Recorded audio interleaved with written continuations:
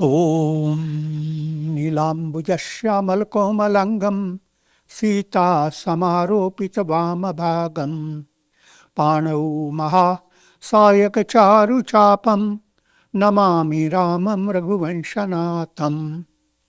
Adorations to Lord Rama, whose complexion is like a blue lotus, who is very tender and delightful in appearance. Sita is seated on his left side, and he is carrying a powerful bow and arrow in his hands. This invocative verse in Ayodhya Kand that I have chosen for a general invocation of Rama. Here in Balakanda, Goswami Tulsidas Ji, the author of Ramcharitmanas, is presenting a prologue, the introductory stage of the scripture. First, he has already described that Ramayana is of countless types. Rama Katha ke miti jaganahi, Nana bhanti Ram avatara, Ramayana satakoti apara. Ramayana is trillions of types. His mathematics could go up to that, trillions.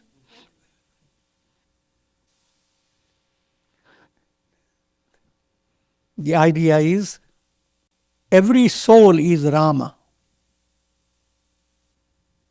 And from bondage to release, that's the story of every soul. And that's, if you understand in a profound way, then Ramayana is operating through every individual.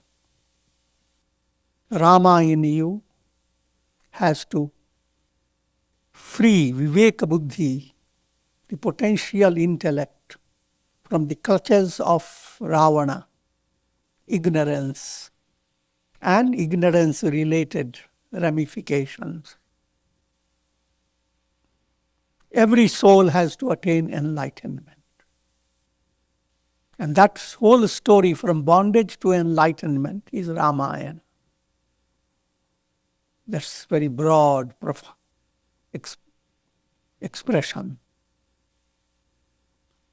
From a more practical point of view, so many saints have written Ramayana, which are very popular, but no two Ramayanas have the same plan. There are some big differences. As I have pointed out to you, in Valmiki Ramayana, Sita has to enter into the earth, and Rama is left alone in the end. Valmiki Ramayana has followed Vedanta non-duality, just showing Rama alone, because Sita is Maya Shakti. A magician and his magical power, there are two things. Once the purpose of magic is over, magician alone is. So Valmiki emphasizes that aspect. Tulsidas Ji realized that in his time, emphasizing that to the masses, the very first thing comes, the whole Ramayana ends up with loneliness. So, and many of the plots of Valmiki have been changed by Tulsidas. The idea is this is not a historical writing. It's an allegorical writing to inspire everyone to attain enlightenment. So Ramayana is of many types. And it's still from a broader point of view, all religious scriptures that help the soul to attain enlightenment, they are all Ramayanas. And all mantras are Ram mantras. Kupatha Kutarak Kuchali Kali Kapata Dambha Pakhand Dahan Rama Guna Grama Jimi Indhana Anala Prachand. whoever listens to the Ramayana, which implies whoever allows qualities, the great qualities presented by Rama, and you hear about those virtuous qualities, how Rama is obedient to his father and mother, how Rama is compassionate, Rama is friendly towards the entire universe. You must realize, first and foremost, Rama is Brahman, the Absolute. But in Ramayana, Rama is playing a role to set illustrations, examples, and examples of righteous way of living one's life and maintaining a very advanced level of culture. Even little things such as when in family, if someone enters the family, the younger brothers, suppose you are a young man entering into a family, your younger brother will come and touch your feet and receive blessings. You will touch the feet of your father or your mother. You are more devoted to mother, will first touch the feet of the mother. All these details have been highlighted by Tulsidas, because that brings beauty in human relationships and culture. So therefore Ramayana of Tulsidas has a profound message for all humanity.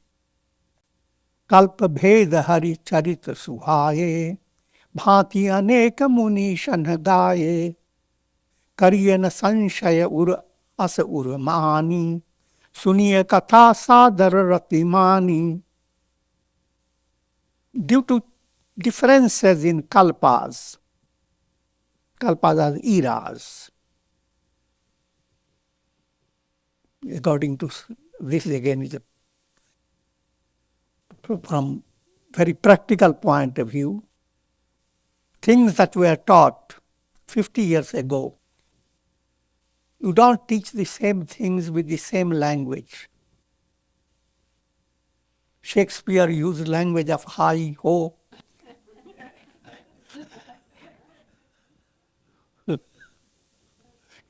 You don't use the same language. Though sentiments, etc., remain the same. But the languages change. So Tulsidas ji says that therefore the scriptures are presented in different ways because of changes in time, changes in the era. Another aspect, scriptures present different insights matching up to the state of aspirants. If aspirant is in the first class, kindergarten, the scripture has, the message is of a different level. If you are advanced, you receive another type of message, and so forth. Same scripture, same teaching. How does it enter your heart? It depends upon the what's called adhikaritva, your deserving status. Rama ananta anant gun amit katha vistar, suni acharajuna mani hai jinke vimal vichar. Lord Rama is Anant, endless, boundless. Lord Rama is absolute. And his virtues, his glorious attributes are also Anant. There is no end to his attributes. The entire world is speaking of his glory. And the extension of his stories are also endless. Those who have developed purity of vichar, they should not wonder when they listen to variations of stories of Rama. Here again, the term Vimal Vichar. Vichar is understanding aspect of your personality. How do you understand? Literally, it is translated as inquiry into who am I. But all types of practice of reflection is known as reflecting upon what is real, what is unreal. Who am I? How am I different from body, mind, intellect? I am Satchidananda, existence, knowledge, bliss, absolute. What I'm leading you to understand, that there are 4 gateways to liberation. Shama, Santosh, Satsang and Vichar. Shama is serenity of mind. No matter how things happen, allow your mind to be serene. But serenity has to be understood. It is not a dejected state of mind. It is not a dull state of mind. It is like a lake that shimmers, calm, without waves, but it has a shimmering aspect. Similarly, your mind shimmers. What is the characteristic of that shimmering state? Ramayana brings it out. Rama is told that he is going to become the heir apparent to the throne. And Rama does not show any elation. His mind, his face continues to shine, as if you have given a sweet chocolate to someone who is quite an adult.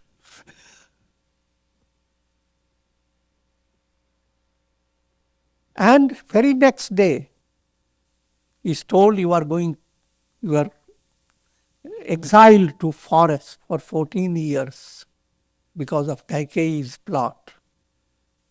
And Rama doesn't show any change. That state of mind is called serene. And that's an ideal to work upon.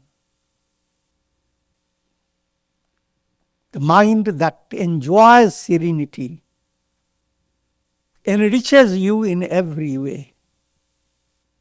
Your health is better, your mental functions are better. Your positive thinking will draw good circumstances. You will allow a higher culture to evolve around you. You can impact the world itself. The serenity, Shama. Next gatekeeper, these 4 gatekeepers have been pointed out in Yoga Vasishta. Of course, all scriptures go on highlighting those points. The next point, Shama, Santosh.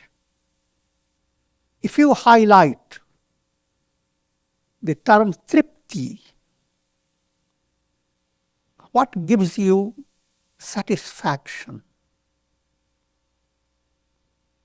Deep satisfaction, that's without it life is shallow. So turn your attention to attaining absolute satisfaction. It's also translated as contentment, but you have to understand the deeper meaning behind it. Contentment doesn't mean that you are contented with whatever you have and therefore you stop your self-effort. That type of contentment is contrary to your spiritual movement. That's called mithya tripti, false contentment. Real contentment is discovering your inner spiritual nature. Therefore, you want nothing from this world. All you get out of your own innermost self.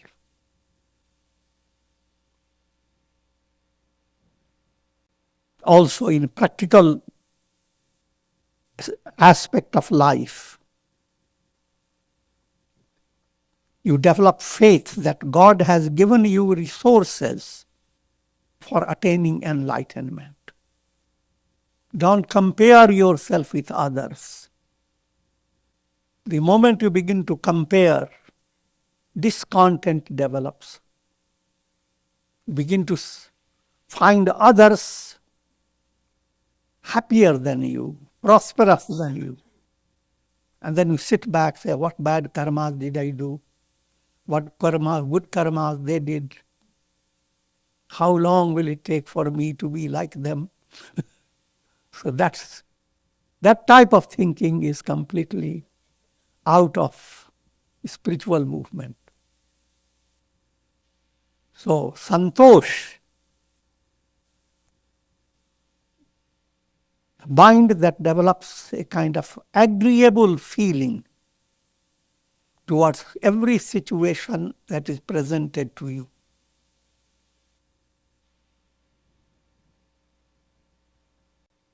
The next point, next type of gatekeeper is satsang. And satsang is one of the most highlighted means to attaining liberation. Satsang is, the example is just like this, you are listening. But satsang also has many subtle ramifications. In daily life, you have always a choice. Certain situation has presented itself and you have and normally your mind may become annoyed, angry. And your tongue is lapping up to speak out something nasty. You are creating thereby kusanga, bad association. Even in provocative situation, if you could maintain a graceful disposition,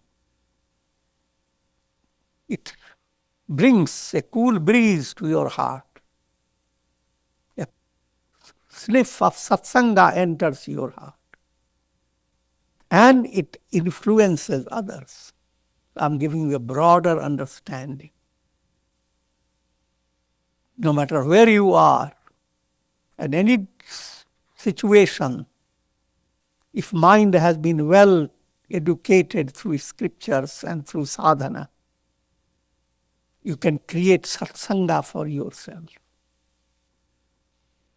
And the fourth gatekeeper is vichar. Vichar is allowing your mind to relax and develop an intense, keen interest in discovering who am I. First point, that ego is not you. Ego is like a monkey on the neck with raga dvesha keeping your neck under control. The 2 feet of the monkey, raga dvesha, attachment and hatred. So you are either swinging to things you like or developing repulsion towards things that you don't like. And mind goes on moving like a pendulum. Real you is not that ego. Real you come close to your real you when you are in deep sleep. At that time, you have no ego. Your mind is not operating. Time has stopped.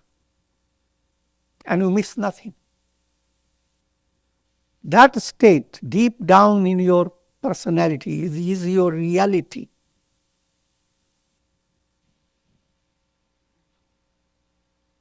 So out of these four,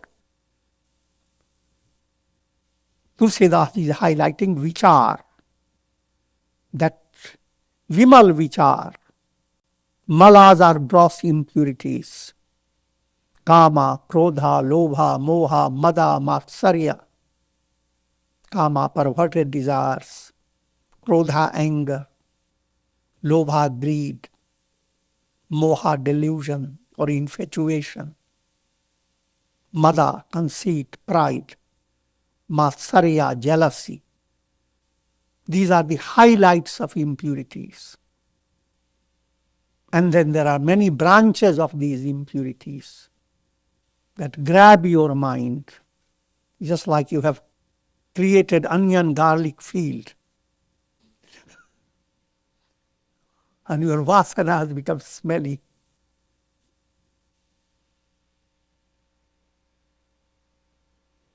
But if malas are removed, your vasanas begin to develop like blossoming flowers with divine fragrance. So vimal vichar. There are 3 steps to enlightenment.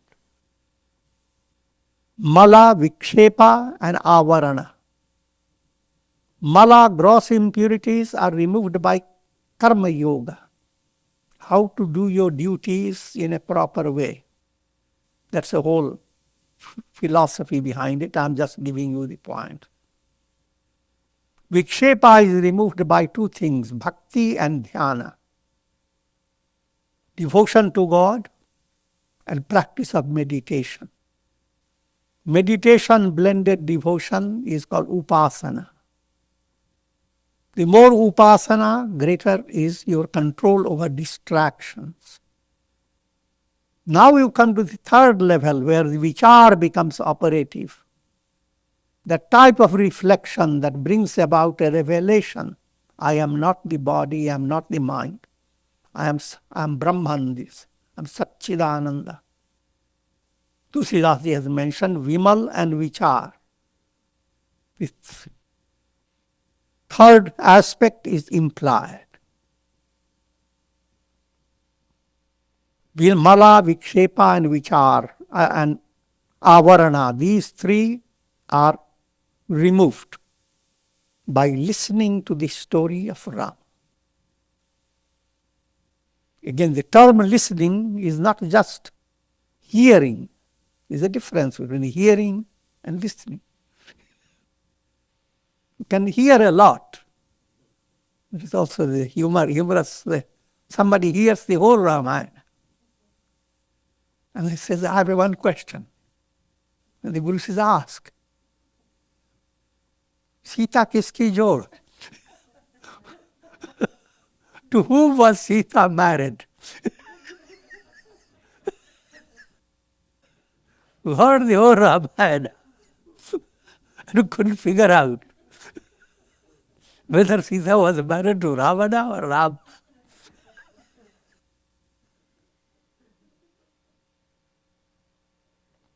सारी रामायण पढ़ गए, सीता किसकी जोर?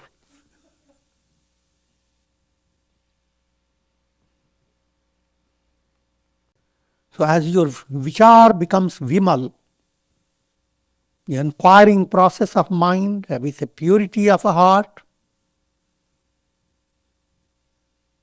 you understand all variations of stories of Rama and enjoy every variation. Rama killed Ravana. It's an enjoyable factor because you know Ravana is being allegorically presented with 10 heads. Ravana is ignorance.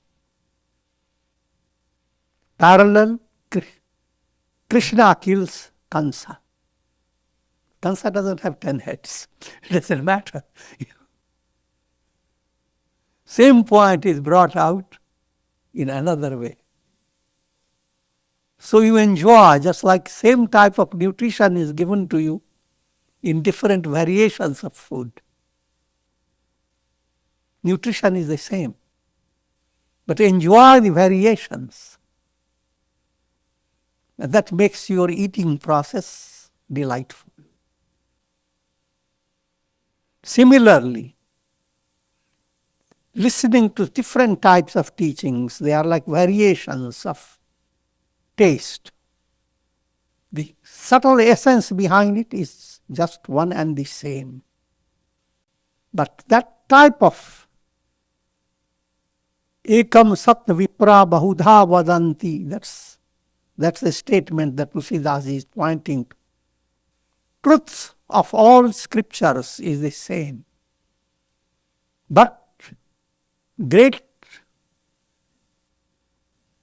saints and wise sages, they speak of the same truth in so many different ways.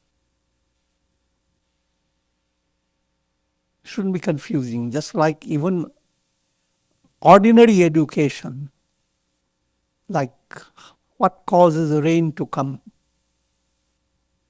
To a grown-up, you explain the moisture, the humidity and all that. Now a 5-year-old asks you, then you have to exercise your intellect to give a proper answer. But your answer will not be the same.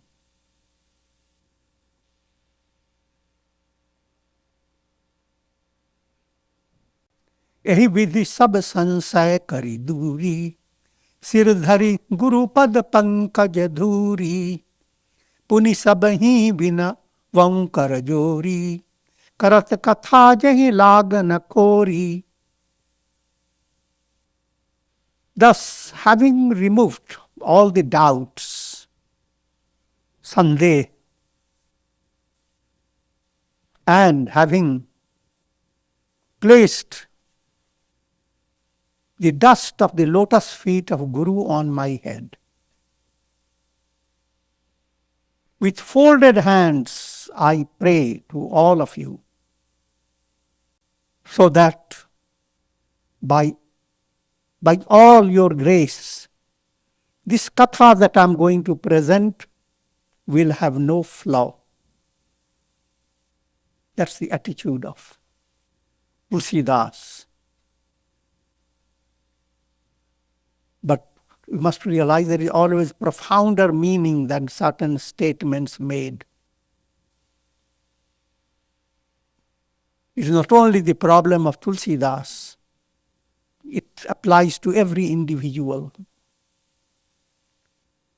If you could remove all doubting aspects of your mind, bhavana, feeling in the human heart, when it is restricted by ignorance, it takes 3 forms. Sanshaya bhavana, doubting state. Everything you like, etc., but there is something you don't know about it. And there is always some doubt about it.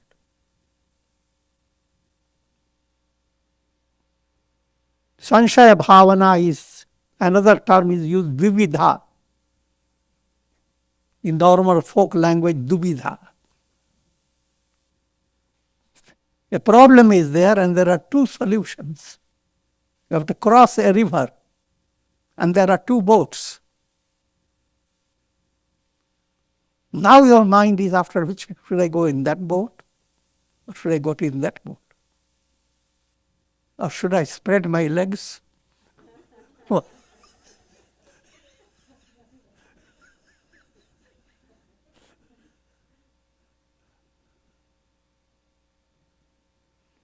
Should I practice bhakti? Should I practice jnana? Should I take Hanuman mantra? Or should I take Lakshmi mantra? Do I want a strength? Do I want wealth? So that dvividha. But by listening to the scriptures and enjoying satsanga, you remove that sanshaya bhavana. You realize goal is the truth, and truth is not many. Just like of all illuminations that you receive on the earth, they come from the sun. The sun is the central key to all illuminations. In the same way, integral yoga brought into your life is the solution to all problems. That understanding cuts down your doubting state of mind. You don't live with doubts, but you live with confidence and faith. So you have removed the Sanshaya Bhavana. Then another bhavana called Asambhavana. Your mind has made up its attitude. You made up your mind that this life is not, I don't have time enough to attain liberation. Liberation is the big thing, and I don't have karmas to attain liberation. Because the mind is calculating on a wrong basis. Liberation is not dependent on your karmas. Process of liberation is something different.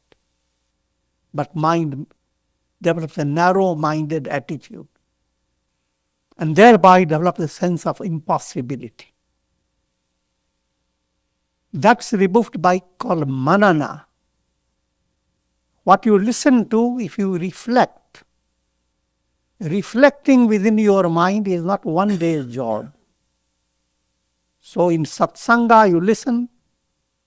In your daily life, what you have listened to, you begin to chew like the chewing of the cud. And it takes your own time to assimilate it. So manana has been perfected. Asambhavana will not be there. The sense I cannot accomplish the goal, that will not arise. The goal is already secure for you. And you are bound to attain it. There is no other way to go. And that type of faith and confidence will develop within your heart. And third one is called Viparita Bhavana. Again and again the mind highlights the matter. Simple illustration. Everyone easily understands God is within me. The mind develops a kind of a literal picture that somehow you are all this body and God is hiding in your heart. He's made his body very small.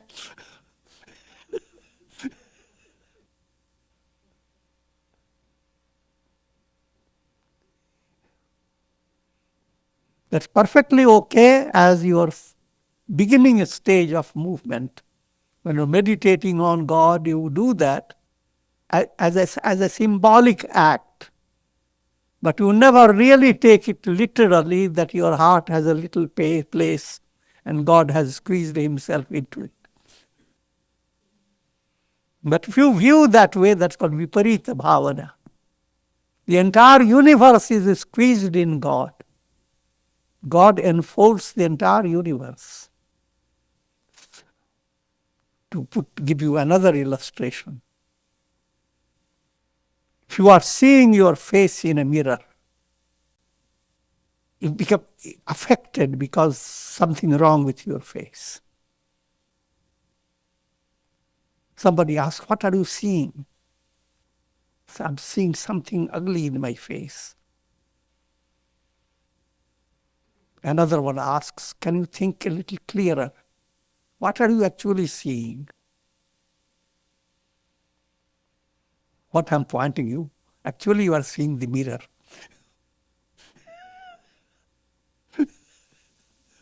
But what you are seeing, you ignore it. That's called Viparita Bhavana. Actually, what you are perceiving is your awareness. First thing in your personality is awareness. Next, what you are aware of. If you could figure that out, then that's called Savana, Manana, Nididhyasana, the third state of practice in Vedanta. Deep reflection.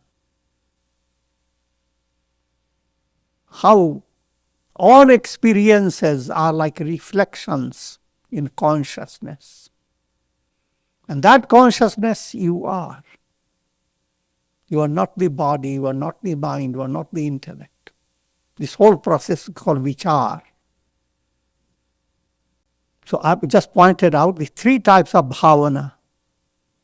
Sanshaya bhavana, asambhavana, viparita bhavana. Doubting state of mind, a sense of impossibility, and a perverted view of things. Viparit. Perverted, instead of understanding this body and soul. I am the body, that's perversion. I am the self, perversion is cured.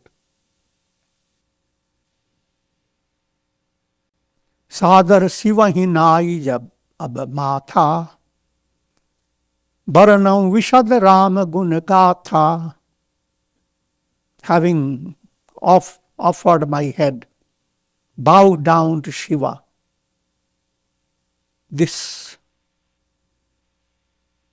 sacred recitations of Rama's virtues, I am presenting it in the Ramayana. That's what he creates his plan. And here's a historical fact. Sambat 1631 Karau Katha Hari Pad Dhari Sisa. 1634, 1600, not 34, 31, 1631. 1631, that's Hindu calendar. In that year, Tulsidas ji commenced his Ramayana.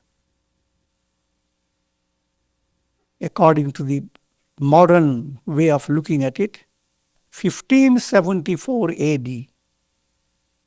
We are with AD, so it's 1574.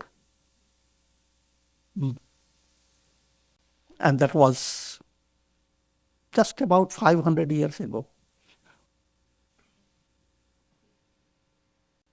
Naumi bhaum bara madhumasa, avadhapuri yah charit prakasa. Jehi din Ram janam shruti gavahi, tirath sakal taha chali avahi. And the month of Chaitra, it's March, April. That's when this Chaitra month comes in Hindu calendar. It's the spring season. During spring season, Navami Tithi, the Hindu date is 9. All these have subtler meanings. Spring season. Basantavat loke hite charanta. Spring is described as the most magnanimous season. One who attains enlightenment, becomes liberated, becomes the very embodiment of spring season for all creation, for all humanity. And for years, realized sages become source of inspiration for years. For years again is for eternity. Navami Bhaum, Navami, the ninth, has mystical implication, 9 term. Therefore, when we do japa, it is 108 beads. And when we add up 1/8 is 9. 1 is the symbol of evolution, 1, 2, 3, 4. 8 is the symbol of Maya. Multiply anything by 8 and add it. 8 by 4, 32. Add 32, 32 is 5. The substance decreases And still it appears bigger and bigger. That's the nature of Maya. You never get what appears to you. But that's the way you evolve through the world of Maya. And culminate in 1 plus 8, 9. In mathematics, 9 becomes a constant number. 9 by 8, 72. 7 plus 2 is 9. Go with the mathematical mind, multiply any number by 9. Millions. Only thing you have to do with patience, go on adding it.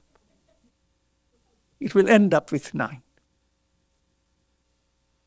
Therefore, in Hindu culture, 18, 108 are holy numbers. Great sages are addressed as Shri 108 Shankaracharya. And it is that point Tulsidas brings with a Navami on the 9th date. 9 is a symbol of perfection, symbol of victory. Navami, Bhaumavar, Tuesday. The Sanskrit term for Bhaumavar or Hindi term is Mangalvar. Mangal is auspicious. And presided by Hanuman. So, Hanuman type of spirit is implied in the very beginning of his Ramayana. Hanuman is symbol of faith. Faith that is touched by Rama. Then it becomes a dynamic movement. That movement turns impossible into possible. Nothing is impossible. So therefore he is on Mangalvar, on Navami Tithi, Navami date, 9th date, the day Tuesday, month spring season.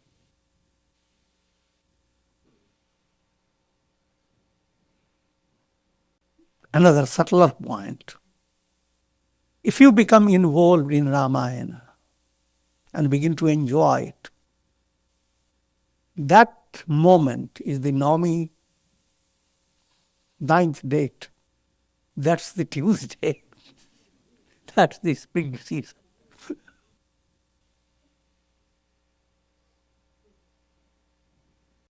Avadhapuri Charit Prakasa.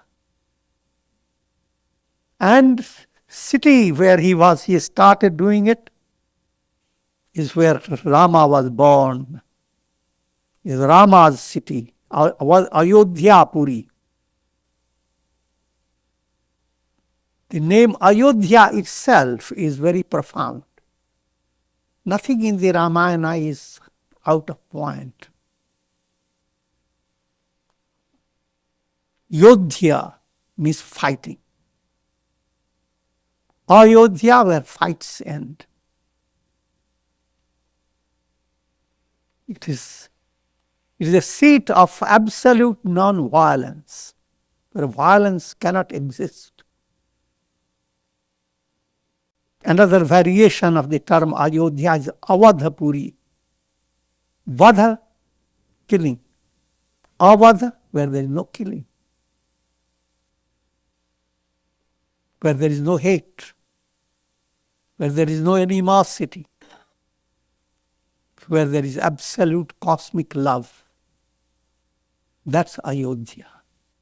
That's Avadhapuri. Jahi din Ram janam shruti gawahi, tirath sakal taha chali awahi. On that day that he chose, according to scriptures, Rama was born. And on that particular date, sacred date, all the pilgrimage centers and their deities come to Ayodhya. The idea is, when Rama was born, all the tirthas came in together. That again implies, if you begin to bring Rama in your heart, it is equal to your visiting all the tirthas.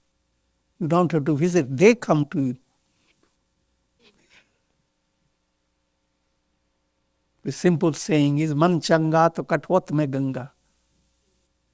If mind has developed deep devotion, then even in your bathtub, you are enjoying as if you have gone into Badri Kedar and you are enjoying a sacred plunge.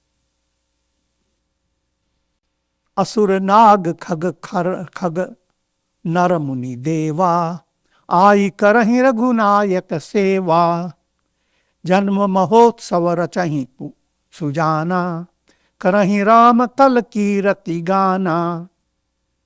There, where Rama was born, during the time of Rama, the storyline, all the different types of beings, asuras, there are rajasic personalities, nagas, they are literally translated as snakes, but they are all these different elements in the three lokas. They refer to your human personality with all its ramifications.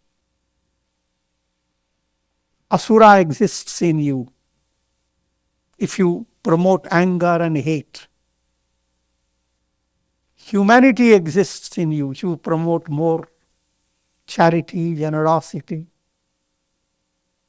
Divinity, godly aspect exists in you if you live to control your mind and senses. Snakes exist in you if you live to suppress, keep things focused, keep things stored in unconscious. In other words, all these are allegorical. Otherwise, you go to Ayodhya and start looking for asuras and nagas. The entire personality becomes thrilled if Rama is brought into your heart. And that's Janma Mahotsava. Rama has been born. Rama has appeared in your heart. And that Janma Mahotsava, Fray Tulsidaji gives you a kind of imagery that when Rama was born, the joyousness permeated the entire Ayodhya. Film people try to do it well. Those who are crossing the river, they are singing. Potters are singing. All types of personalities singing and dancing. See, don't take it literally, but try to understand the allegorical description of joy. Rama's birth itself, the very beginning of your devotion to Rama, is promoter of immense thrill and joy. And when I say Rama, it implies to any Ishta Devata that you have already been initiated into.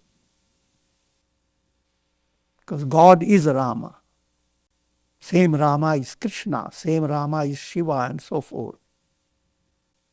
Karahi Ram kal kirati gana. Ram kirati. When people begin to enjoy festivity of Rama's arrival, that enjoyment is a subtler experience known as Ananda Samadhi. Mind is so filled with joy when you have come to that level to realize the whole world is Satchidananda. as if all inhabitants of the world, they are singing the praises of Rama. The world is Kal Kirati Gana, the song of Rama's Kirti. Kirti is Rama's glory. The entire world is filled with song of Rama's glory. And there is Sanskrit word and Hindi word also. Kal kal chal chal. River flows, and we describe it. It's flowing kal kal chal chal. Kal relates to some spiritual illumination coming out of the river. Shine, shimmer. The river shimmers with a special effulgence. That's kal. Chal deceives you. And while in deception, takes away all your negativity. You came with a load of worries, a load of desires. And then this Ram Ganga flows and it has taken away all. By the time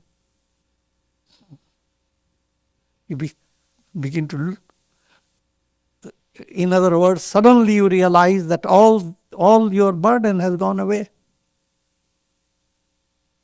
And you are in a state of wonder.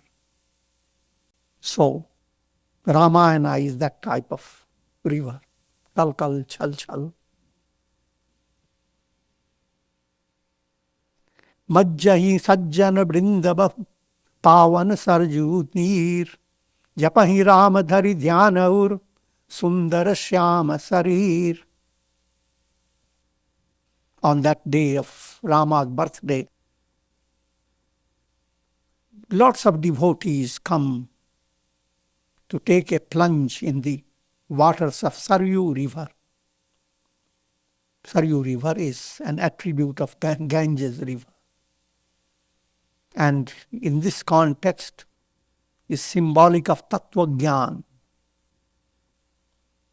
Tattva Gyan that removes ignorance. And having taken plunge in the Saryu River, they recite the name of Ram. And they meditate upon Rama's mystic personality, blue complexion, and all the details. And with this I will conclude. Om Shri Ramaya Namah, Om Shri Ramaya Namah, Om Namah Shivaya, Om Shanti Shanti Shanti.